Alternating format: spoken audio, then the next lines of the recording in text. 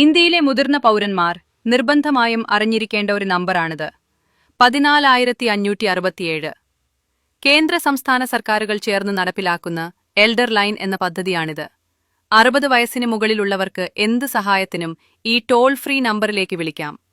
Pension കൃത്യമായി ലഭിക്കുന്നില്ലെങ്കിലോ, മക്കൾ സംരക്ഷിക്കാൻ തയ്യാറാകുന്നില്ലെങ്കിലോ, വീടുകളിൽ നിന്ന് ഉപദ്രവം നേരിടേണ്ടി വന്നാലോ നിങ്ങൾക്ക് ധൈര്യമായി ഇതിലേക്ക് വിളിക്കാം. എന്തിന്?